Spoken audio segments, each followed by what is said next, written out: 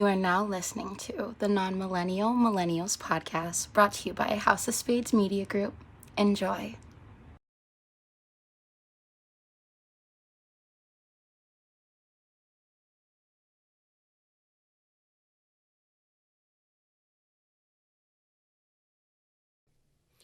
Like Uncle Coco giving you a wet willy, we back to put this mad flavor in your ear. What's up? I think that's some type of offense. Nah, people that know. Shout out to Joey Diaz, my nigga. You shouldn't do that. No. Coco Coco in somebody's ear? That's his nickname. He used to do a lot of coke. In the ear?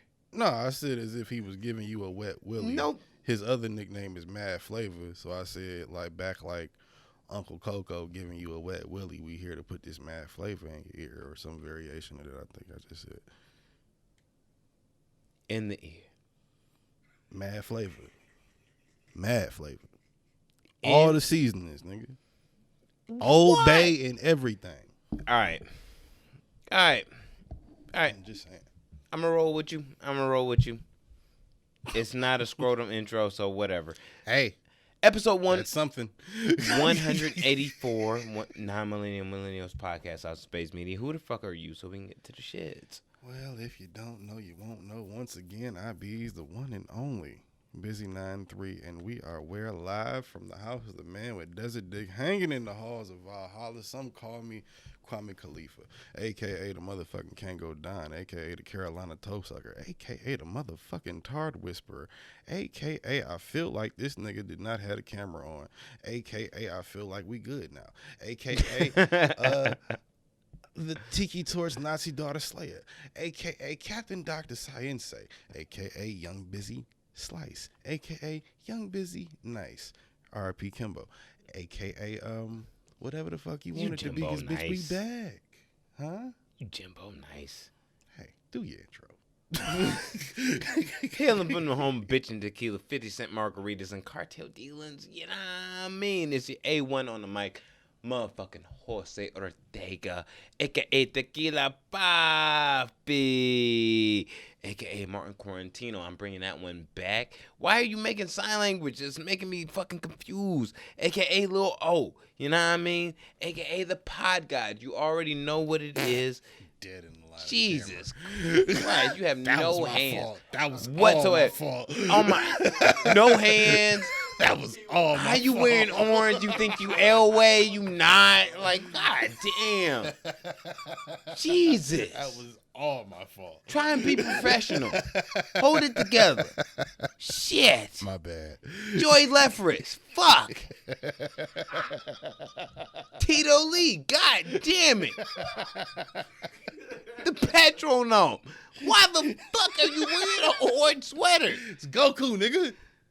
Goku these nuts. The Kush Crusader. Episode 184. You should be embarrassed of yourself. We're here to do business.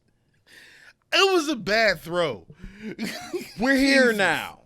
God damn it. I'm not in the league for a reason if you haven't 184. noticed. I talk shit. We're here.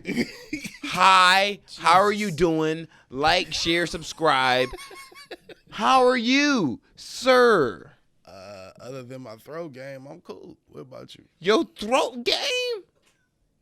I said throw. Like, throw.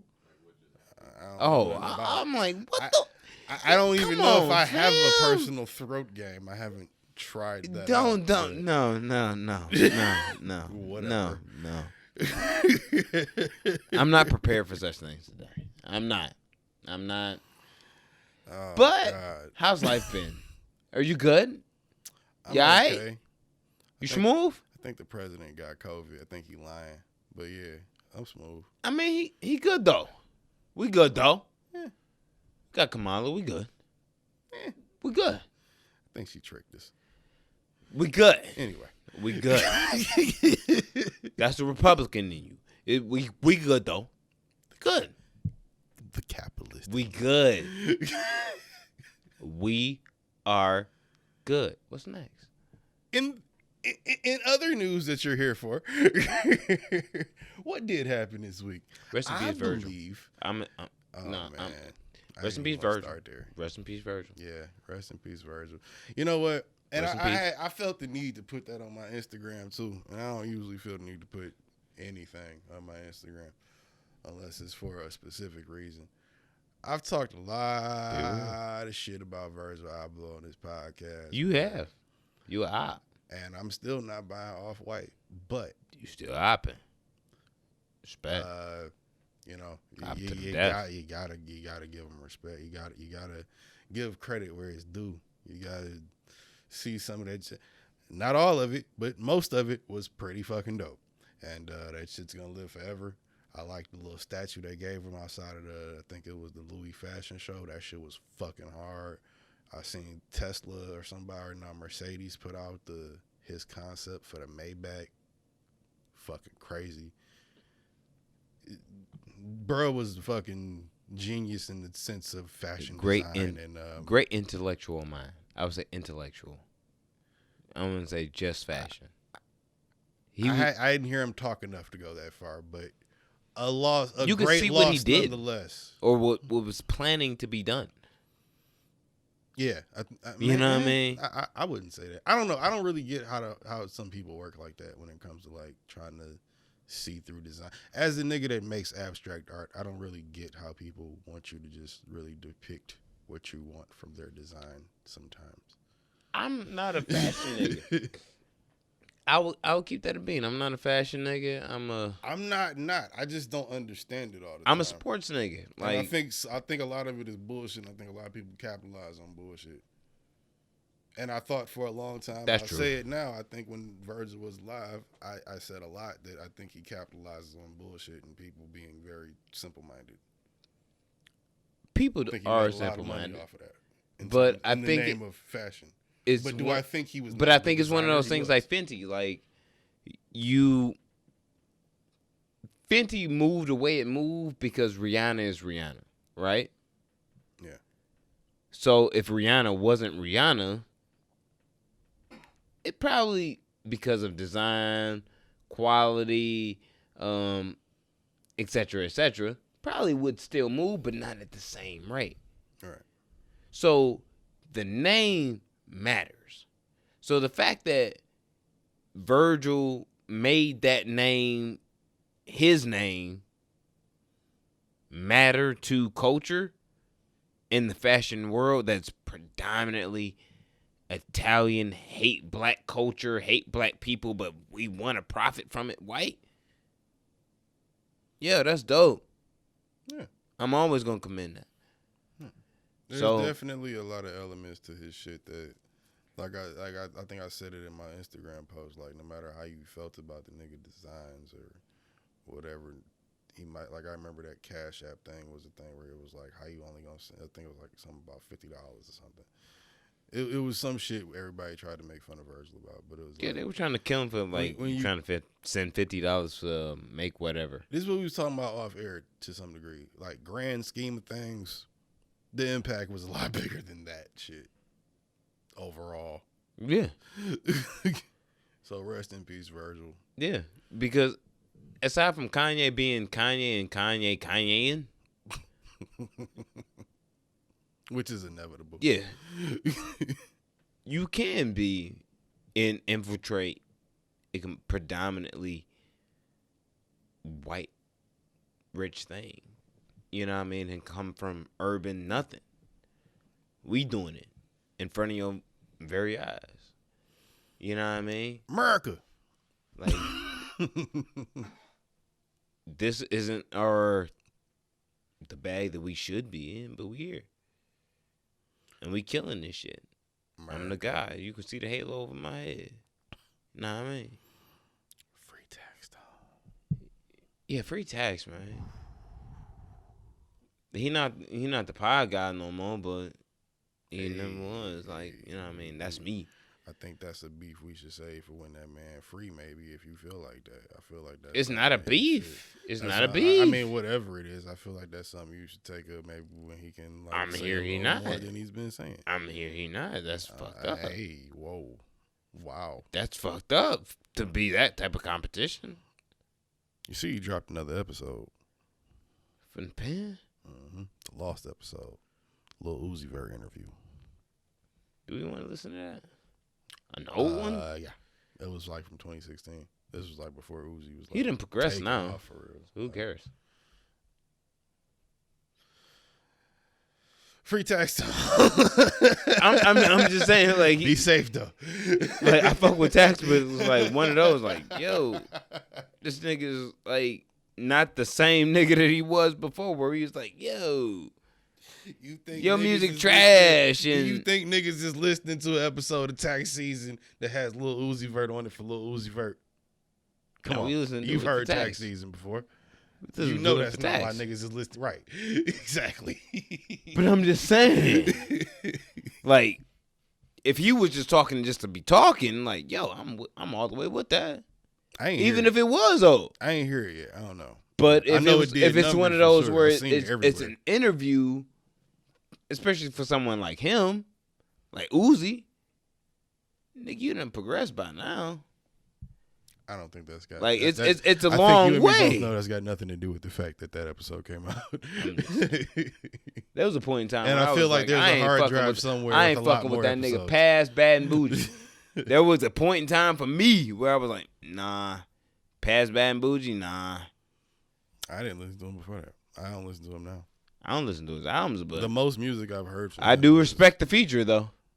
I was about to say the most music I've heard from him is the shit he's done with Future. I respect the feature, but I'm not going to listen to his music. It's not for me. I think it was an EP or something. But yeah, no, I mean, I'm not checking for Lil Uzi Vert, and I'm not listening. Even though XO Tour Life, that shit was not for me, but it was about. I ain't gonna lie. Yeah, I don't know. Free tax. It went there. It went there. Y'all take that up with each other later. Free tax. I ain't got nothing to do with that. You want to have beef with everybody else except Kanye and TaxStone. I'll happily have beef with Kanye. I have no reason to have any beef with Tax. We think too much alike to some degree. You know, if Kanye signed you, he'd hate you like after 10 years. Yeah, of course. Right? I would be the next Big Sean. He would be like, nigga, the worst thing, the second worst thing I ever did was sign Busy Don 3. Fuck him, fuck his friends, fuck his podcast, fuck that nigga. The worst thing that I ever did was sign. Second worst thing. You still signed Big Sean, nigga. According to you, this was the worst thing you ever did. No, I'm not moving up over Big Sean. Oh, no, you would definitely I'll make better music. But I'm not moving up. Definitely move up. He would have loved to say Saha. He would have loved to say him. But you know why he didn't? Because he knows Saha won't write no more verses for him. Exactly. Like that. That's exactly why. I'm glad you're wise enough for that. I actually got to take a piss, and then we can get to the rest of this shit. You want to take a break real quick? Yeah, I got to take a piss. All right. Yeah. Be back. We back. Yeah. So you wanted to transition to a point that you thought I was getting to. Where were you going? Nah, man. What about Saha writing Kanye's verses? Don't talk about Saha. He in Slaughterhouse now. I'll rap against Saha. He in Slaughterhouse now. In my Slaughterhouse ain't even a thing anymore. It ain't. You gonna tell your kids? They replaced your man. They replaced your man's with Saha. You gonna tell your kids Saha was Joe Budden in Slaughterhouse? Yep. That's gonna be the meme. Yep. Every Joe Budden verse that come on, I'm be like, yo, Peyton, listen to Saha. Like, that's Saha right there. That's Saha. Yeah, that's Saha. I know it don't sound like it, but it's him. But that's him though. Him. Every time. I promise. Every time. That's fucked up. Shit. What rap news happened? Hey, Didn't the baby beat like what? Huh? What I do know is I don't know. This wasn't even on. Speaking of Cardi, you know what? I was going to speak of Cardi on the Playboy tip, but I'm gonna get to that. Cardi has actually made history. I forgot to put this on the list, but I saw this on Snappity Chat. Oh, I know what you about to say. She is the first hip-hop female MC to go 2 times, was it Diamonds? Them little things you wear around your neck that shine a lot. Them things. She So, got 2 of them. Yeah. In terms of records. I, as a part of Barty Gang, gang,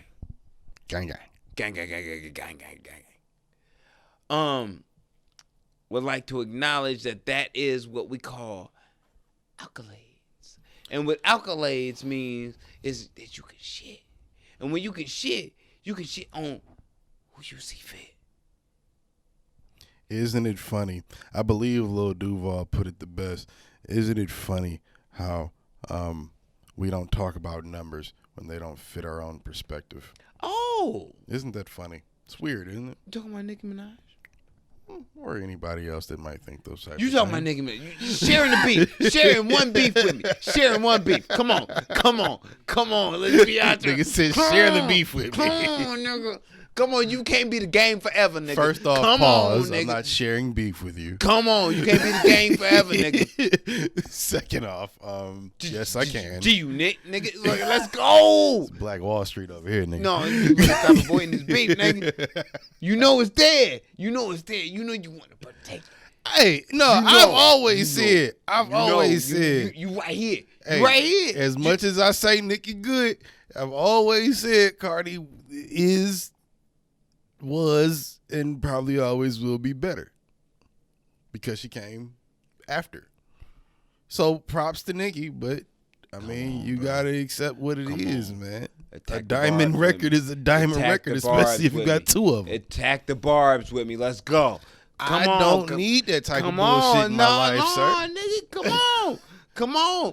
Just let it be known. Let it be known. The accolades is dead.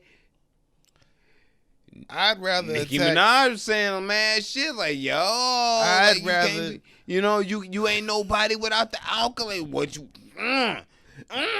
I'd rather. She made that shit off a Maroon 5 song of one of them shits. Like, nigga. I'd rather attack Taylor Swift in a wheelchair.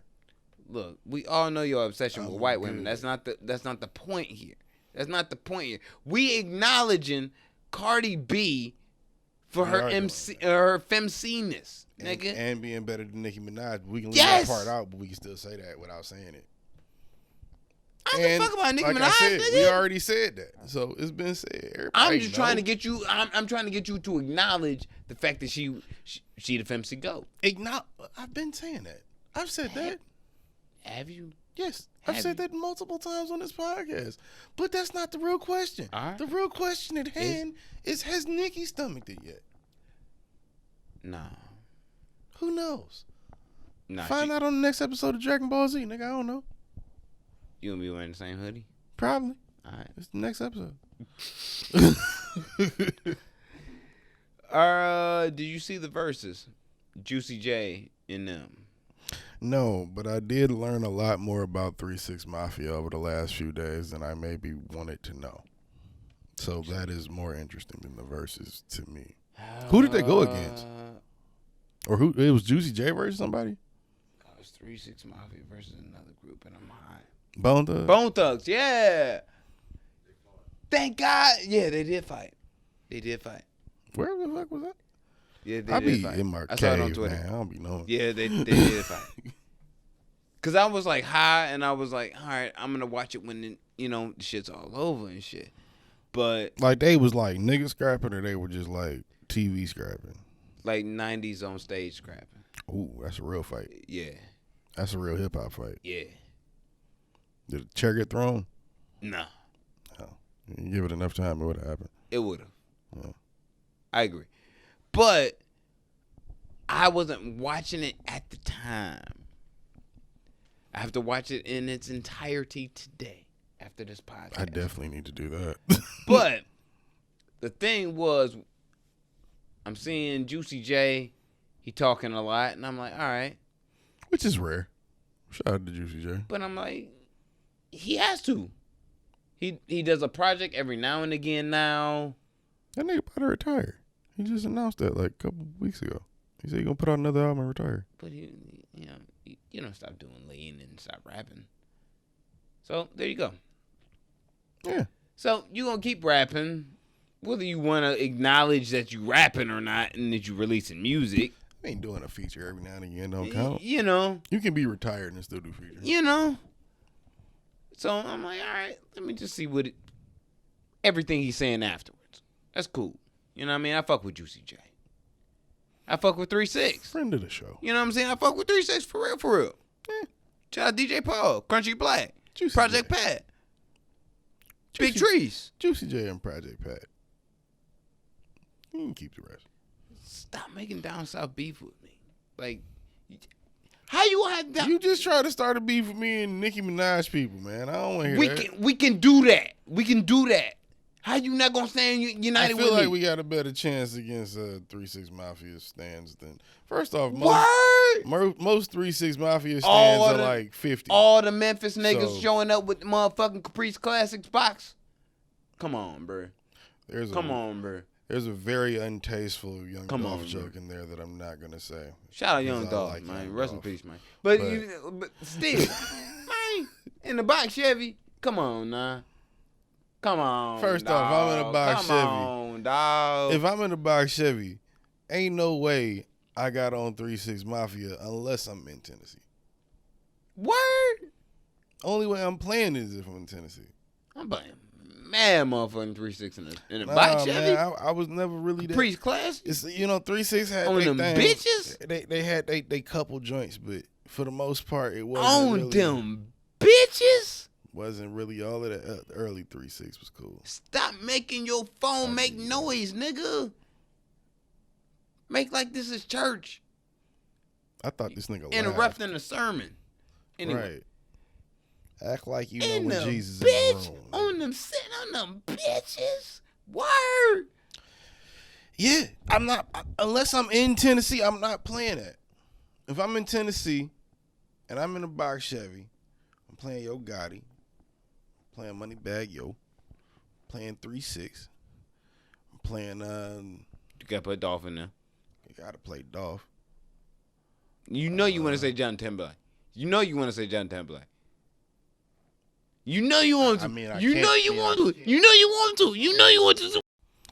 And we're back. We had a tad bit of a difficulty, but yes, Justin Timberlake would be part of that list. Cry me a river. You know I'm back. Oh, cry me a river. If you in Tennessee in a box Chevy, white chick, black chick, Hispanic chick, or a dog in the passenger side, and you don't bang Cry Me a River, there's something wrong with you. Cry me a river. You dead inside. How do you not drive back to your hometown through Memphis, Tennessee, banging Future Sex and Love sounds?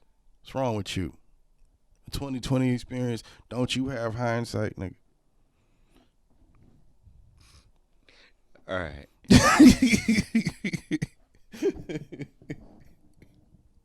This is story time with Ortega now. I'm going to hijack this moment. Let's get it. So, I'm ashamed to say, I am ashamed. Oh, God. To say that the last live concert that I had seen was Justin Timberlake. With Justin Timberlake. It was the Man in the Woods tour. Ooh, that's nasty. Little season winner.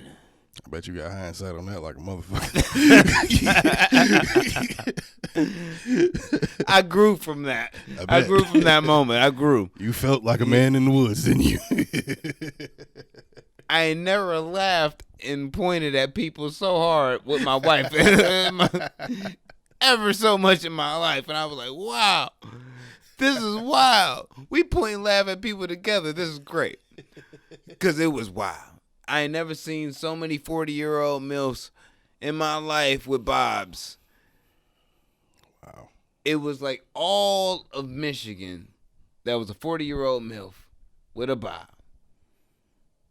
And a 5'11" boyfriend or husband that was blonde, had the same little fucking stupid haircut. Some sort of plaid button-up. Guaranteed. And guess what color it was? Earth tone. And blue. Yeah. Yeah. Denim, maybe? A little bit of denim in there? Very much so. Okay. There we hang around too many white people. Yeah. And that's not even a dig at white But shout people. out to Senorita Ortega. She was down with the whole point and laugh from start to finish. Shout out to you. Love you. But I went to the show and I was like, you know what? I gotta see Justin Timberlake before his knees go out. Okay. Like he's LeBron. All right. It is. Like, real shit. Like 100. Because think about it like this, man. When you that type of entertainer, a Beyonce, Justin Timberlake, LeBron, LeBrizzle, you have a certain cap space to like how your body's gonna be able to function. You know what I mean? If your job is or your bread and butter, I should say, from touring is you getting up on stage and doing and run like this nigga's whole stage at Little Caesars was from end to end of basketball court length, and he used the whole bitch. elbows and all. Yeah, the whole bitch. It's a fact. You gotta think. I've been on stage before, and I've only moved within maybe a 6-foot pocket, sweating like a motherfucker. Depending on what stage you are, it's only so much space. Just the How many lights. people are Just there the with lights you? to me. I don't give a Yeah, fuck. that's The hot. lights is hot, nigga. So lights, I am sweating bullets. So you saying you running from end to end with an instrument sometimes not, but you mostly dancing for the majority of your career. Your knees, your shoulders, your body gonna be like, Head, shoulders, knees, toes. I don't wanna. Yeah. You gotta see that shit before it's over. So I was like, let me see the shit before it's over. I was really impressed by the show. It's like Prince before the Painkillers. You definitely want to see that. Yeah. You rest in peace of Prince. He greater than Mike. But you really want to see that shit before it all ends. I wish I could have seen Nipsey before. You know what I'm saying? Like he passed on. That's one of my. Well, that's one of those things where you Hurts. thought you had the time. Yeah, you know. He was like, he'll come back to Detroit. Yeah. Like I was really waiting on that tour for after Victory Lap, and Yeah. then you know what I mean. Rest in peace to Nip. But there you go. You know what I mean? Yeah. It's wild, man. It's crazy how You gotta do what you gotta do before it's over.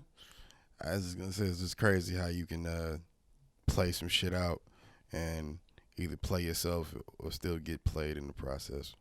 For You never really have a choice unless you are super controlling. Great segue without a you know what I'm saying, without a let this bitch breathe. The Silk Sonic shit. Bruno and Pat. Them niggas, both of them, they shows revolve around energy. The energy that you get now, when them niggas is young, and the cocaine that they getting is primo. Shit. Well, I think the coke will always be primo for them niggas. They done got enough. They're probably the right plugs to keep coming in the right way, in the right amount. You can't go nose into that key the same way that you did at 30 when You go from lines to bumps for sure. At 55, You nigga. go from lines to Your bumps. heart We all explode, grow. nigga. We all grow. Do we? Somewhat. Have you seen the Bruno Mars show? Like a whole bitch? Do you know how much coke he probably used to do versus now? Nigga, I was sweating after that show. Exactly. I watched it on the internet. I was sweating. Can you imagine if him and The Weeknd go on tour? Niggas will OD. Oh my God. That is an overdose waiting to happen. That's one of those like, You thought Astrofest was bad. Pablo, That's a bad joke. roll it in the back, ese. In the back. The whole truck. Who's it for? It's for the band. Like, who gives a fuck? Let's go. Oh my God. Yeah, Kendall Jenner can't get you out of that shit. Low key. You see, it's at $2 billion now, right? I would feel kind of offended if I did hang out with Bruno and Anderson and they didn't hand me a break. I would feel a break is a lot. I gotta be sure I can trust you first. If we all doing cocaine together, nigga, you better be able to give me a break. God damn it. A break is a lot. A break is a lot. Yeah. They got the bricks. You don't need to know all of that. They do. You just assume it. That's good enough. Come on. Yeah, that's how it works. Look at that shit. You don't never know till you know, and then you know it, you don't. We all know. Or you don't. Yes, we do. Maybe. We know. Niggas should be doing sugar. We just let it go. Oh, they doing sugar, but not. We just let it go. Sugar. Just like we let go of the fact that Adele's anorexia. We let all that go. Moving on. You know it's Word. true. You know it's true. It's Adele season. You We know- ain't going there, nigga. You know Moving it's true. on. You know it's true. You know it's true. 31 out now. Or 30 out now. Artwork out now. Fuck you. Hey, we can listen to both. Nah. Artwork out now. Hey, motherfucker. AOS. Artwork out now. Addiction came out way since that shit. Artwork came out like 3 years ago. Addiction been out for 3 weeks, and that shit only got 200 streams. Where the fuck y'all at? Where your album at? Shut the fuck up. Just asking, nigga. Is it called Addiction? I don't even remember what the fuck I called my own song. I don't remember. It is Whatever. called Addiction. It is? Okay. Addicted. Oh, Addicted? Yeah, Oh, okay. there we go. Yeah. Same My thing. wife even said that. It was a really good song. Tell her I said thank you. Appreciate it. We still laugh at you, but it's like, you know. I found out most women like that song more so than men. Most men that hear it go like, yeah. And most girls go, oh, that's like really. I don't know, I because could we tell know you, how like, really what type of felt corny that. you are. Like, You know what I mean? You. no, even girls that don't know me go like, I really like that song. I think that sounded really nice. They don't even know where it came Billie from. Eilish fan, okay? And I will one day impregnate her, but that's besides the point. Oh, that was the other thing I didn't remind you of that should have been on the docket that we didn't talk about. You know what? Off air, we Oh, talked God. about who, on some Fight Club shit, who we we would go. actually want to fight. I'm not going to say who individually what, or who chose who. But I have a feeling the more notoriety we get, Dr. Umar would choose you. He probably would want to whoop your ass. for sure. For sure. And I'm taking the fight. I would tell you I'm to taking take the fight it. for the culture. That's just straight for the culture, my nigga. I'm taking the fight. That's Brock Lesnar versus Undertaker, my nigga. Like, And that's fire. You know what? And this is the deal. Just because I love the matchup so much, I would train you seriously. Seriously, 100%. Like, I'm training you for this fight to go in there to whoop his ass. Okay. But come fight night, I'm going to be fucked up, way. So it's so Like, I don't give a fuck which way it happened, nigga. Do you? yeah, like I'm trying to help you because I'm gonna be there looking. So if you get punched Duck, in the mouth, nigga. I got you. Shut the fuck up. I got you. You ain't gonna like what I want to, what I'm saying, but I'm gonna be telling you the truth though. You know what I mean? Like you got to go in there and defend yourself. Hadn't been fucking all them white bitches, you could dodge a punch, nigga.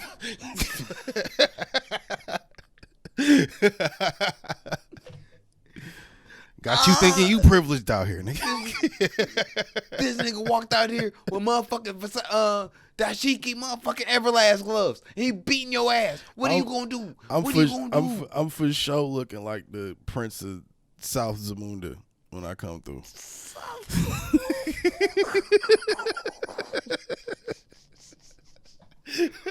All white bitches is carrying me, nigga. Oh.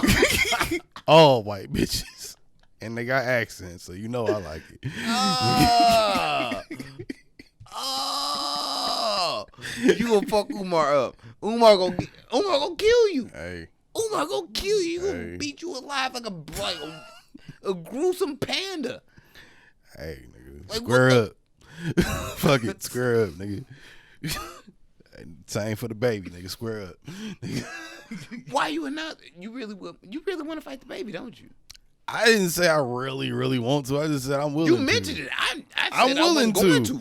I ain't going out like Kyle Cohart, nigga. Or whatever the nigga name was. I ain't going out like that. He ain't about to have me in Northland with my fucking pants on my ankles, nigga. It ain't happening. It ain't happening. I know it's closed, but you get what the fuck I'm saying. Like, Man. I feel it. I feel it. All right. But if I'm you just saying. But if you fought him though, it's cool. It's cool. It's cool. You know, Trilla, send it back. I don't know how I feel about the baby now, Mom. I don't really know how I feel about him. Didn't nigga just beat the case for beating another bitch? I just seen him on Instagram. This had nothing to do with the whole possible celebrity fight thing we had. When he called his baby mama his side bitch, I was like, nah, you a clown ass nigga. In front of her face. On live.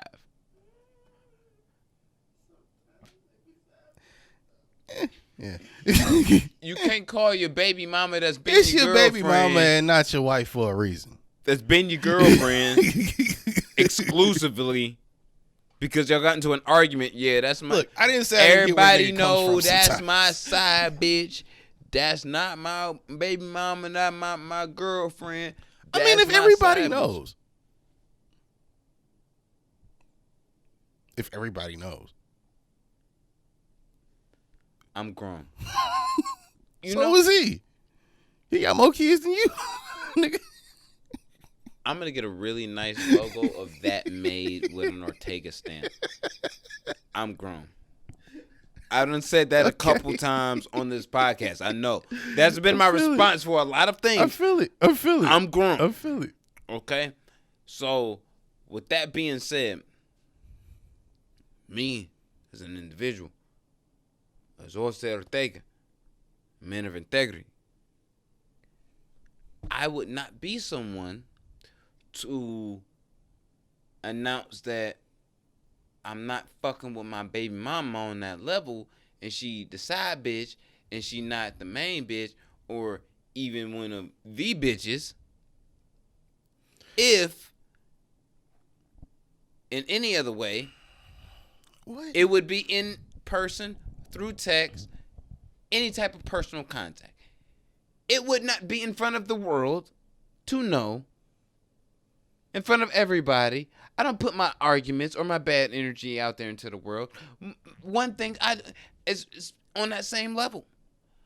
I don't even think about when even one of my homies is in danger. When I think they might be. I don't call niggas and be like, yo, I might think that you pulled over. Because now that I said it out loud, it's putting that energy out there into the universe. Mm-hmm. I don't even want that. Because you might, nah, nigga, I'm all good. Click. 2 minutes later, get pulled over. I don't even want that energy out there in the universe. So it's like, you know what I mean? I don't think that's how that works, though. And I'm pretty sure if this is the same situation we talking about that we didn't talk about last week, didn't old girl, like, get on live and start tripping on him, and then he came in the room and started tripping on her, and then she called the police on him or some crazy shit? All right, look at my nigga. I didn't remember how it went because I didn't really. I'm not gonna judge nobody's relationship on nothing. If we gonna say that is the issue, it's where sloppy. You walk in the room. Yeah, I mean, if you date a bitch, that might be sloppy. That happens. It's sloppy in a non-grown way. That's my point. I think Dan Lay is like what 21. The baby is like our age. Yeah. A little sloppy. It's gonna be that. She's like 20, 21. It's gonna be a little sloppy. And this is the only point where I sympathize with the baby. I still want to fight him, but I gotta shoot a nigga. This I mean, I know wait, how wait, wait, bitches wait, be wait. sometimes. This is Like, my that shit real. I empathize with him to this point. She fits my MO. She definitely, if I was in his position, would have creeped through the, you know what I'm saying, creeped through the crevices and straightened into to a nigga life, and would have been cradling a nigga baby too. And if that bitch is insane, Yeah, no, I might have that same type of reaction if I'm wilding out because she wilding out. You know what I mean? But I don't know. I remember now what she was saying. She was saying, this nigga not gonna keep coming at me and get mad when I want to get a plan B, and then we not gonna be together. That's some young bitch shit. Especially when both you motherfuckers got $1 million or more. But and maybe that's the baby got to work on his. Maybe that's me. You know what I'm saying? That nigga got to work on his plan A, because the gays ain't letting him do no shows right now. So yeah, they made peace. He's fine. Did the CEO of the gays really clarify that? Yeah, that was a real thing. I didn't know that was a real thing until they said it was a real thing. The CEO of the gays apparently said he cool now. I think we need to sit down with the CEO of the gays. I think we need to sit down with the CEO of a lot of different people, because we could advance a lot of different things if we did. The gays, Jews, the whites, the white gay Jews. We could all sit down. Yeah, but I think we need to sit down with the gays, the CEOs, collectively, just for clarification. I was gonna say, how did the kids say? Respectfully. Yeah. In this case, respectfully, because most cases I say disrespectfully. You're just an asshole. Nah, because people be trying to like diss people and be like, respectfully. How, nigga? Because, like I said, I shot you. Word to TaxStone. Sometimes you gotta shot you respectfully. Sometimes you gotta be disrespectful to show a nigga you was being respectful the whole time. Any nigga I done shot at, I was being disrespectful.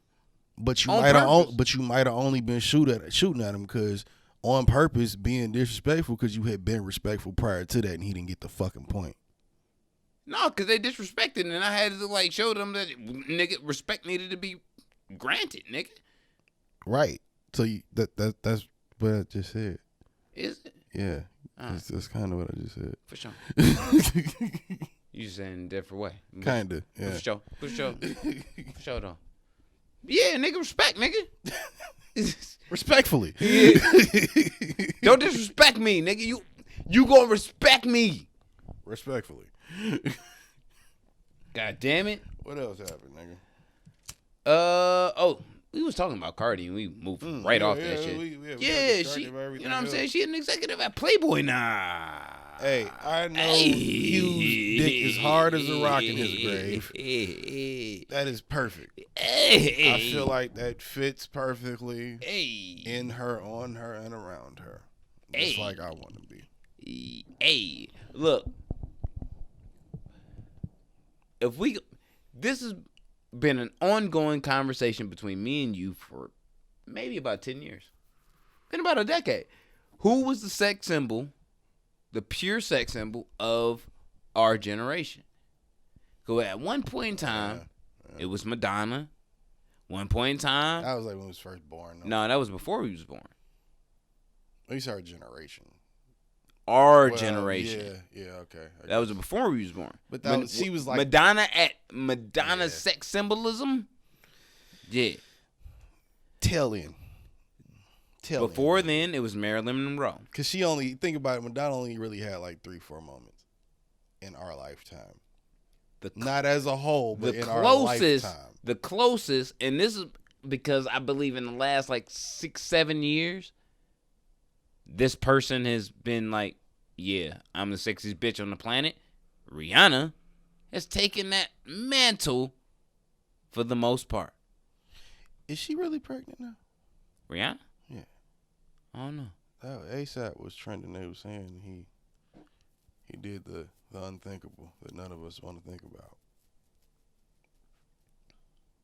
He would be doing the smartest thing that all of us should be doing. Yeah, but the thing that we all want to do and don't want him to do because we all want to do it. You get it? Like, I get it's like it. we all get it if he does I it, get but it's it. like, nigga, I want to do it. Like, why, fuck you for doing it. But he's the smartest nigga to do it. Like, yeah, do that. I don't know. I saw him trending. I don't know if it was true or not. That. You know, Like, Rihanna not do gonna say that. shit. Do She that. laughed. I would do that if I were you. Do that. Yeah, I'd do it immediately. Right now. Yeah. Not a problem.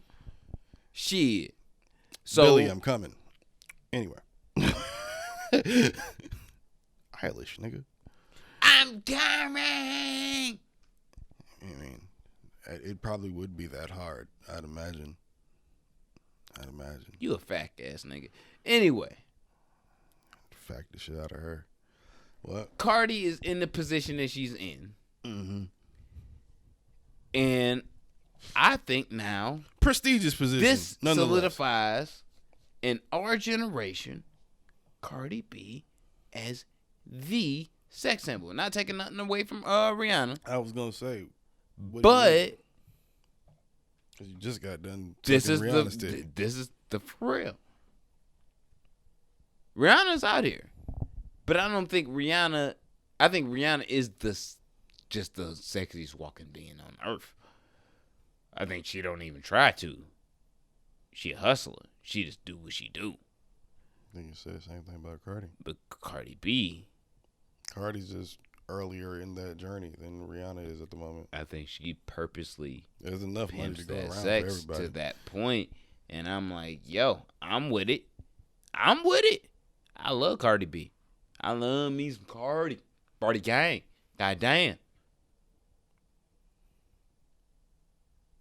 That's all I'm saying, man. Only girl to look like a bird I really want to fly with. You feel me? What? That's the only bird you want to fly with? I said only girl that look like a bird that I really want to fly with. Shit. 'Cause you know most chicks that look like birds ain't really that attractive. Shit, I done seen a couple Christina Aguileras and motherfucking wrapped in duct tape that I really want to fly with.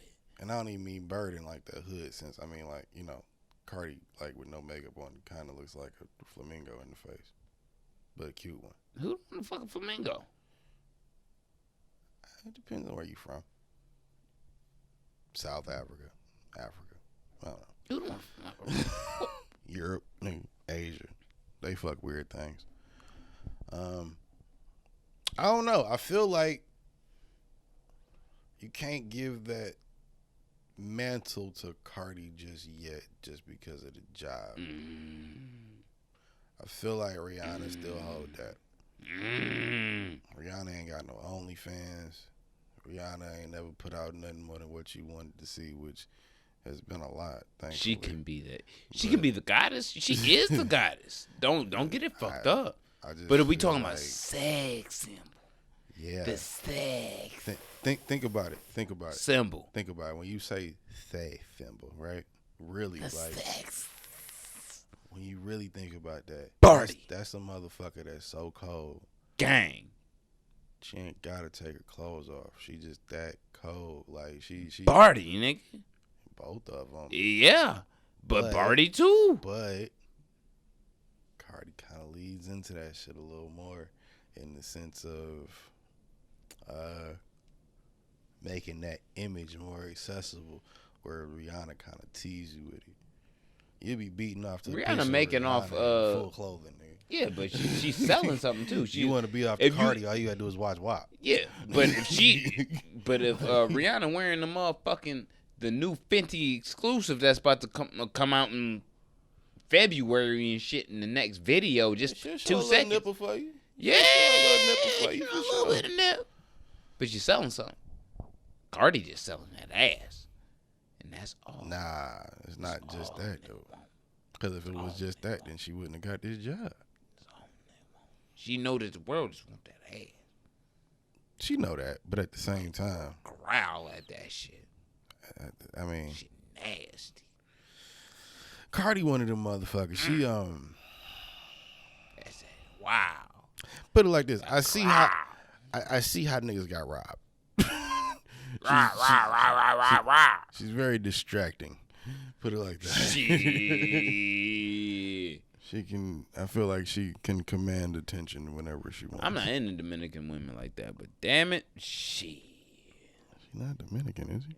I think she is, ain't she? No, I think she's Puerto Rican and black, or Mexican and black. I thought she was Dominican.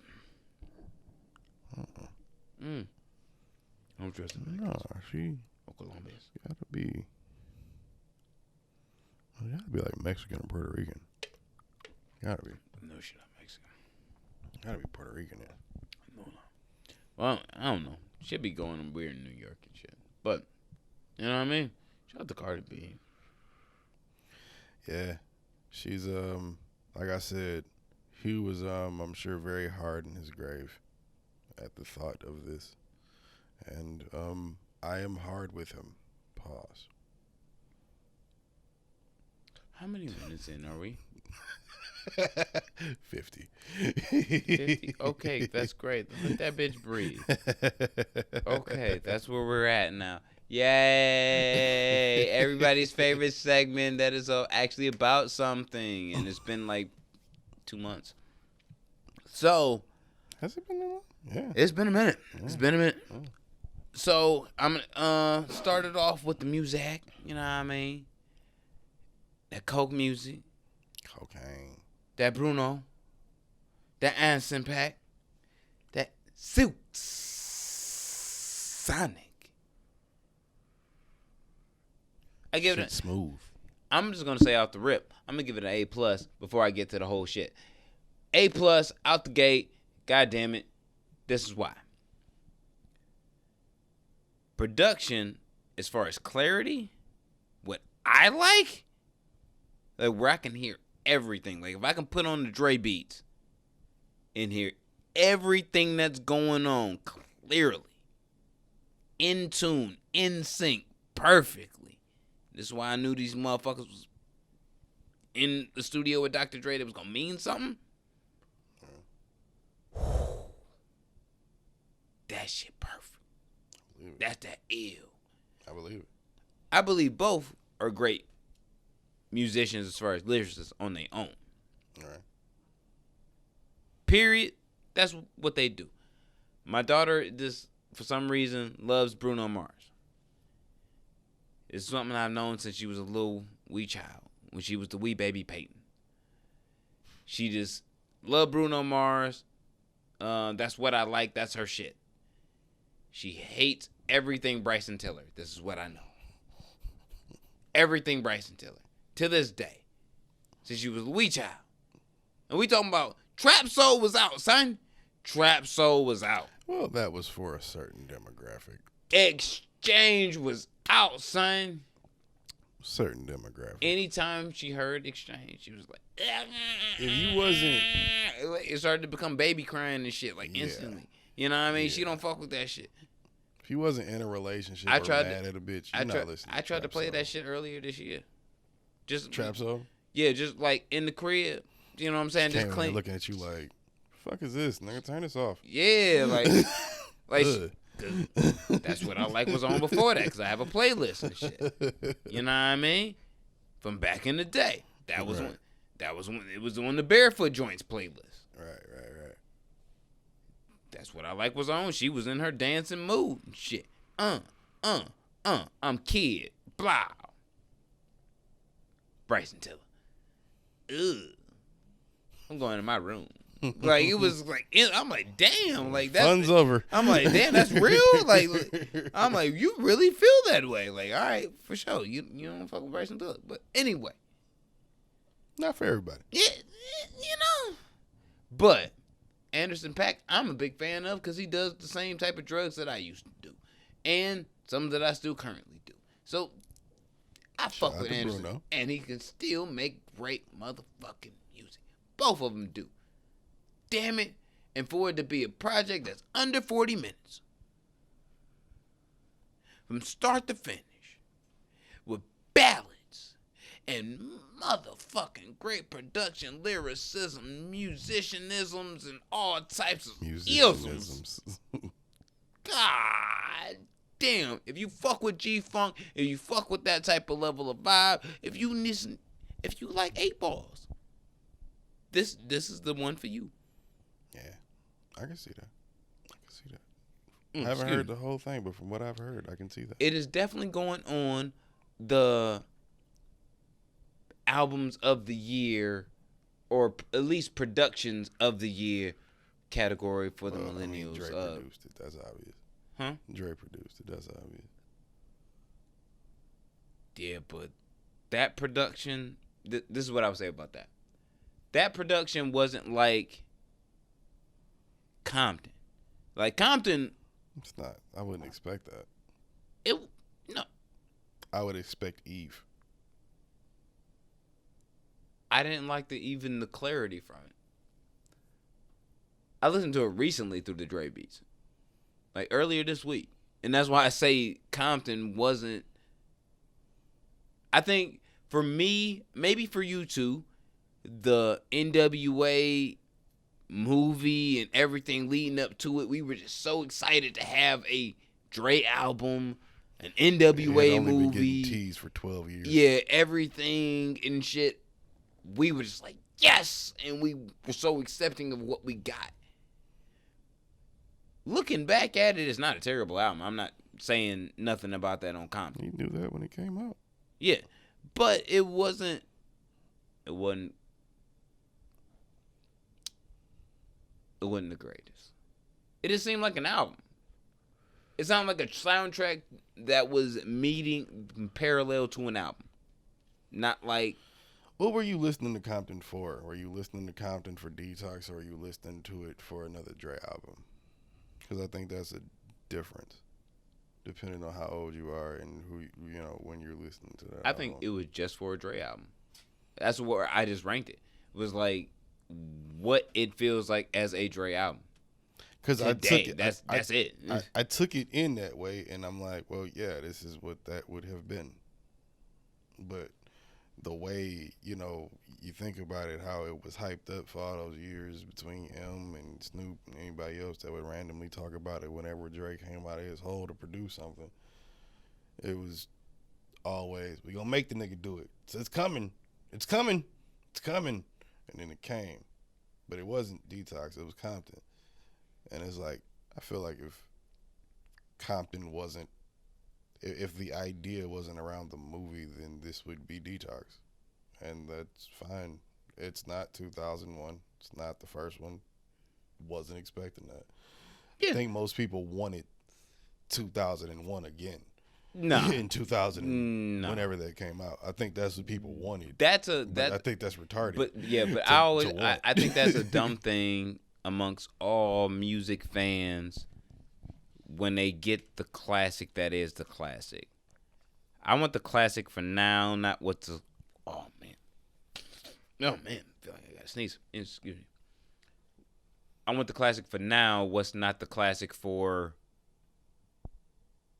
yesterday now, or for what's tomorrow now. You gotta think about because I want something that's going to resonate with me in the moment if I'm just a regular consumer. But the thing is, you're not going to get certain things again. There are certain people that want, and we've discussed this, another Reasonable Doubt from Jay. You not gonna get that. But you know what the difference is? He not that type of hungry no more. It's not even that. The difference. Not that, but I'm just making that point. Oh yeah, well, I think the difference in it is there's between Reasonable Doubt and 444 is 8 other albums. Yeah, but between Compton and The Chronic, there's one other album. Counts for something. As much as I love King Disease 1, 2, Life is Good, Untitled and shit, Illmatic, we're never going to get another Illmatic again from Nas. No. I'm sorry. You're never getting another version of your favorite thing. And even if a nigga come close, he'll still find a way to be like, it could have been better. It still wasn't as close. Marshall Mathers LP2 was a perfect example. Marshall Mathers LP1, most people would say is M's best album. Marshall Mathers LP2, depending on where you were when you might have said that 1 was his best album, you might hear 2 and not feel that way. You also might hear two and go, still a great Eminem album. Or you have the unpopular opinion like me, where I think Eminem Show is his best album. Is that an unpopular opinion? Mm-hmm. I didn't know that was unpopular. I didn't know that was unpopular until I said it on Twitter, and motherfuckers like attacked me for it, like, and they. I would say that's mine. And I was just like, damn, really? It was kind of one of those things where I was offended that I was getting attacked. But it was like, damn, y'all really don't like that album? That's crazy. Yeah, no, I would say that's mine. It would Like, be that album, that one for sure. I think that is one of the rap albums that defined the shape of what I listened to and accepted as hip-hop. So it was for sure one of the first albums I learned like, all the lyrics to. I like the balance of it. Like, I think that was like the most balanced Eminem, Slim Shady, Marshall Mathers album up until Recovery. Whatever happened to that? Well, I was gonna say that too. Recovery. That's probably probably my top three is Eminem Show, Of course, Marshall Mathers 1, and Recovery. Of course, Stanley. But whatever happened to that trope in hip hop? Why don't people do that anymore? Or is it just like not as attention grabbing? What trope? The me versus my alter ego / my rap name. Everybody T.I. doesn't versus pull T.I.P. Everybody Eminem doesn't pull it off. Marshall Mathers. Yeah, but a lot of people used to do it, and now it's like nobody does it at all. No, it's not really. I think people. The thing is now is that the alter ego is not 2 or 3 or whatever. It's really who I am as a rapper, and everybody see me as on stage or on Instagram or whatever.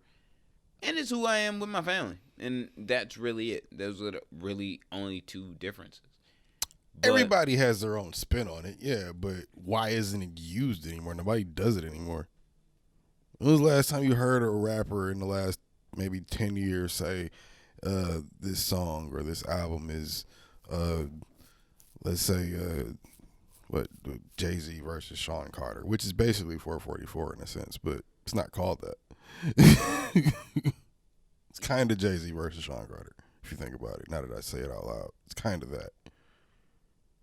No, at least the first couple songs are for sure. I think exactly what 444 is what we was talking about. Like when I got here, you evolve from Sean Carter from Jay-Z into Sean Carter into the maturity. Yeah, that's what everybody. You know what I mean? That's what that story is. Yeah, though, that's what I'm saying. It's like use it. You can evolve into a certain point and put it on wax. I guess and people can feel that shit, and that's why I felt like I felt that shit at the same point in time. I guess it's how you deliver it too. It's how you deliver it, and I think I think that because I feel like it was a lot more used. That idea was used amongst rappers more frequently in like the early 2000s, early 2010s. Because that went into like maybe 20. Like I haven't heard a nigga do that since like 2015. Last time I probably heard that was no less than that. Last time I probably heard Nicki that was Minaj made it corny. 9. Oh wow, she did do that. Yeah, she did it with the guy I'm talking about. I last heard it from. Yeah, I think she. That was a good song. But I think she made it corny because she released the album 5 fucking times. Yeah, that's what I'm saying. I think she overdid it. That's what made it corny. Yeah, I think she would have at a certain earlier on. Yeah. Then it wouldn't have been so much of a thing. Like she released the same album 4 times, named it something else with like 4 different songs each time. Yo, spin the block. How you release the same album 5 times and still ain't go diamond, my nigga? How that happen? Yo, fuck it. We taking the beef, dog. How that happen? How that happen? How that happen? We taking the beef. How that happen? How you release the same album 5 times and don't go diamond? Not once. How? You got Wayne on there. You got M on there. I think you had Beyonce on there. You got Drizzy on there. You had Drake on there. How you don't go diamond and you release fucking one album and then 4 fucking deluxe versions of it. And you had pop 3, songs, whatever it R&B was. songs, rap songs, Everything. And all of them charted. All of them charted. Super Bass, I think, is still her biggest song to date. And didn't go diamond once. Now, uno times. Meanwhile, in Harlem.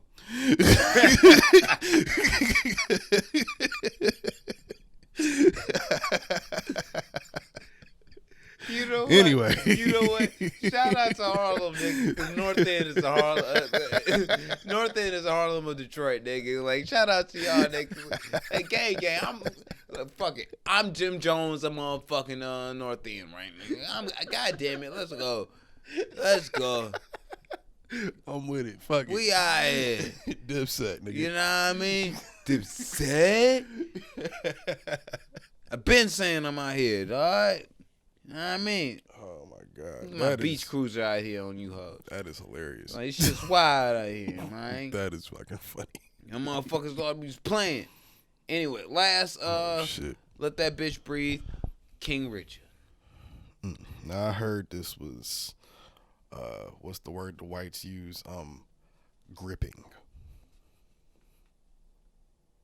That sounds like somebody's grabbing a dildo. I'm not gonna use that word. Oh, Like, okay. Like, no. It's problematic. I don't like it. It's no. But King Richard, starring Will Smith and shit. It's the story of King Richard Williams. You know what I mean? The father of Venus and Serena Williams. Queens. They are queens. Fact. The black artists that they are. Raising them into the queens that they are to become the champions that they are. And facing the racisms and the I guess the socialism plight that goes on in America for them to be great, but also battling his own battles with the fear of failure, which I think we all do. All right, I'm not going to capture you with the literature bullshit. It's really good. It's really good. I was following you. It just didn't feel like me. I feel like I should have been. Movie review-ish. That was like intro to act inside the director's studio. Yeah. If they paid me the $15,000 bag to cover for somebody that night because they couldn't find nobody else to do it. Rest in peace, Lipton. Rest in peace. But it's a really good film. I'm a fan of blackness in its greatness. It is one of those films. From the perspective of we can see these athletes today on Instagram, on Facebook. You probably seen their matches. Commercials. Nigga, I've seen their matches. No, but I'm saying, you know what I'm saying? Like, you just want to look up and see Serena, you can see a commercial. Right. You know what I mean? Like, you can see how far it's come and that grind that it took for them to become that and how much they wanted it. Right.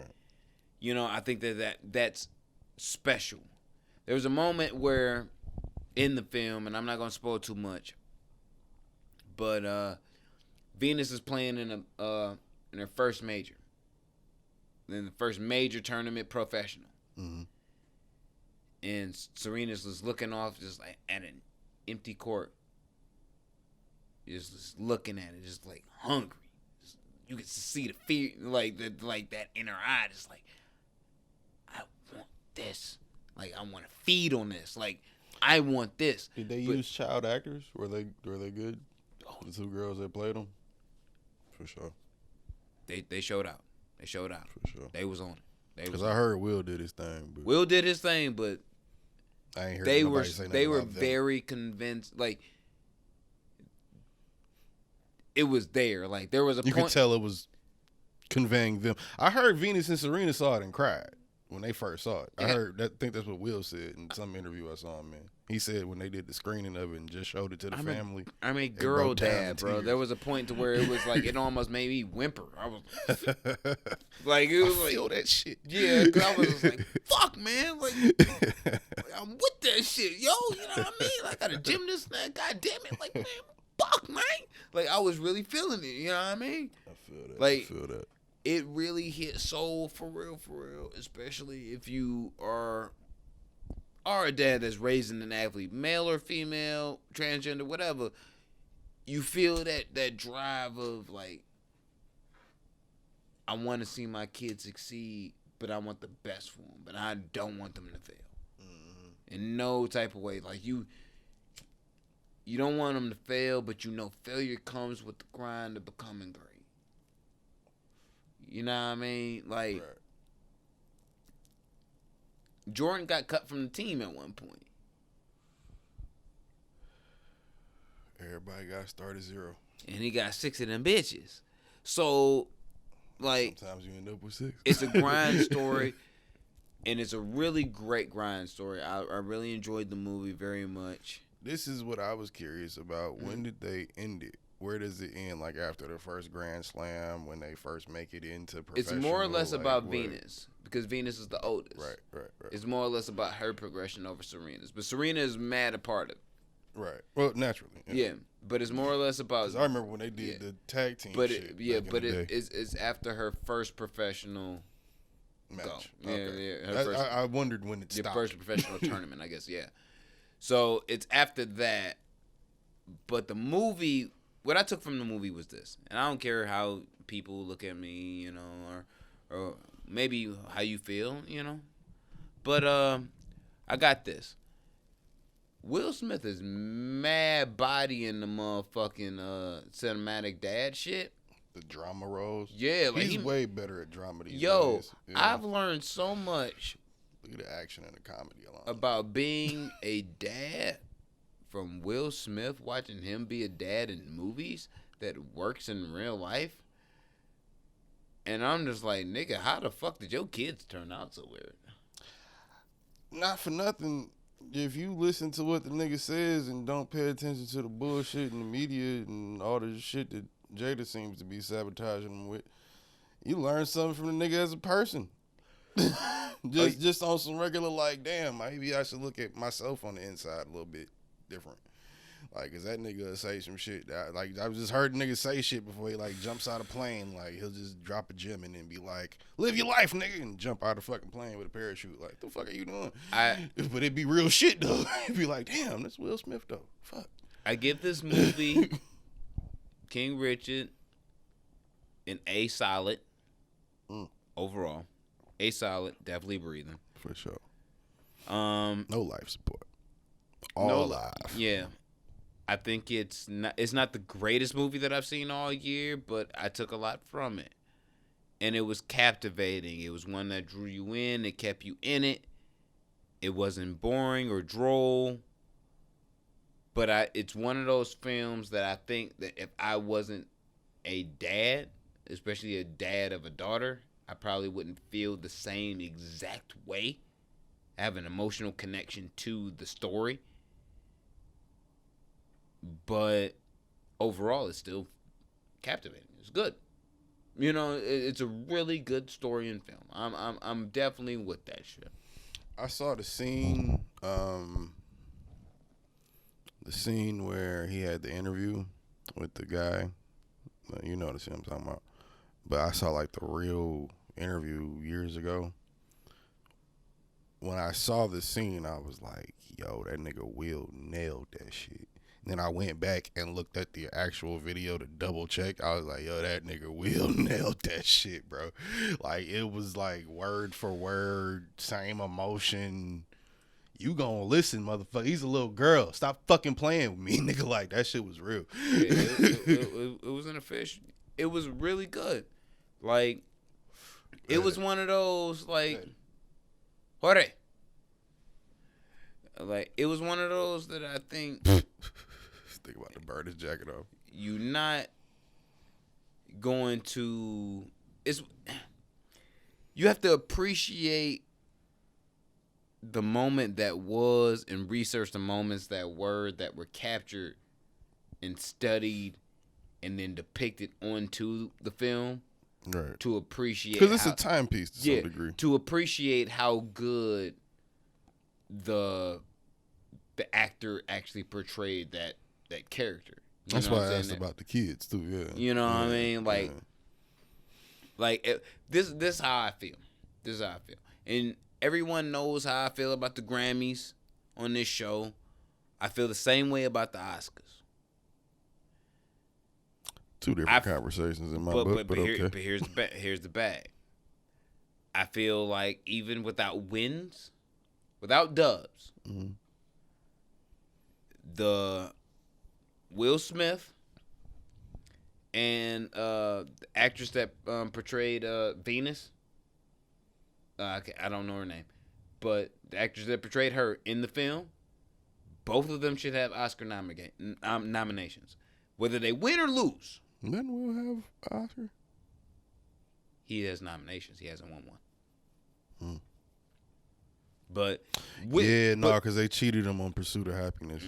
Yeah, and on 7 Pounds. Yeah, but even like I said, win or lose, they should get nominations for it. Golden Globes too. They should get their nominations. I thought Golden Globes was TV. That's the Emmys. Yeah, that's Emmys. But Golden Globes is TV and cinema. Movies. Okay. Yeah. But they should definitely get the acknowledgement that they are that great. You know what I'm saying? Because they did kick ass at the roles that they did. Right. Because there was a moment in the film, like the point that made me whimper was when Venus is getting at King Richard, you know what I'm saying? It's telling him, like, I want to play. Like, I want this. I need this. Like, I'm doing this because I want to do it. Give me a chance. And it hit me like, oh my God. Like, if my daughter was asking me for that and I'm holding her back. I know I am, and I'm guilty of that. Like, it was just like, yo. It's not holding them back if it's part of the plan, though. I heard Will say that shit when he said he was, I guess, they were trying to figure out how he was going to do shit. Yeah, but the nigga had them begging to do something they didn't even want to do or didn't know they didn't really want to do. Yeah. Like, they were begging him to just do it. But there's a point in time where it's like, yes, beg. Yes, play the game. Yes. You get afraid of failure. And that's what his problem was. It was like, you had the plan. You made the plan. Stick to the plan. Yeah, but you have to put the plan in motion for real to figure out whether you actually win or losing. Right. And it was a point in time where he was holding Venus back to where he himself didn't want to be wrong if she went out there and lost, and then he would have been like, the plan was wrong. Right. I was wrong. But he wasn't wrong. He made champions. But it was the fact that, like, this is what I think a champion always, like, is a culmination of two things, in my opinion. Well, of greatness. What Mike Tyson said is when you can take something and do something that it seems like it's completely impossible, but to do it like it's nothing. And then the other side of that is when you looking at something that you know that you may possibly lose. You know that. In your soul, you may lose. But there ain't nothing in your will that's telling you that you will lose. You train for this, you think for this, you grind for this, that, like, those things mixed together make greatness. You want this. This moment is yours. That's yours. And I think when you plant that inside somebody, the only way to kill that is if they in some way let it die within themselves or they kill it themselves. So, is it better to be King Richard or Joe Jackson? King Richard. They both got stars. And they both were Jehovah's Witnesses. Wow, I didn't think about that. I did not put that together. Wow. So is Biggie. That's fucking crazy. So is Biggie. Well, that's obvious. Man. The letter's kind of written all over. Rest in peace. But yeah. Just saying. Yeah. My bad, Miss Wallace. Still, yeah. That was kind of obvious. I didn't even think about the fact they're both. Damn, they are. Yeah. But this is my thing. That's crazy. I completely forgot about that shit too until they said in the movie it was like, they could talk about Kingdom Hall. And I was like, whoa! I was like, whoa! I was like, wait! I was like, damn! Yeah, I forgot about that shit. But yeah, like they was raised as Jehovah's Witnesses too. But that's crazy. I think in the sense of Richard, this is what he did. He did what Leonardo DiCaprio and the other white boy from Third Rock Under the Sun did in that Christopher Nolan movie. And he incepted the seed of wanting to be great in every way into two daughters as far as sports. Now, he did it in front of, like, with all his kids, all his daughters. They just had a different type of way of going about it. Like, one was a doctor, one was a lawyer, you know what I mean? But these two, their thing was tennis. You know what I mean? Don't have to hoard it. Be Peyton Manning. Do a good job. Don't be Eli. Oh, good catch. But he incepted this seed of greatness into their heads. Now, when you accept it, you can either choose to accept it or not to. You know what I mean? You can put it there, but you can choose to like, nah, that's just not my bag. Right. They wanted it. He trained with them. They grinded for it. They went for it, and they kept going for it, and it became organic. They wanted to do it. Now, I feel like with the Jackson 5, with Joe Jackson, you beating the shit out of your kids so they can be successful. Allegedly. Nigga, we saw it. You beat the shit out of your kids so they can be successful to make you successful because you their manager and technically the nigga, the owner, to all the rights and royalties. No, don't. The VH1 movie ain't tell the whole story. Suck my dick. You That's know like exactly saying David Ruffin was really on coke. He was. The VH1 movie don't tell the whole story. My uncle sold the coke. He was. I believe that. And some other things, if you believe. Moving on. But, allegedly. Oh, he dead too, nigga. We ain't going to prison for this. I was just saying for the sake of just legacy. Saying, all them niggas for that time, nigga, that powder got to him anyway, like, you put that point of this greatness inside somebody, you can run with it.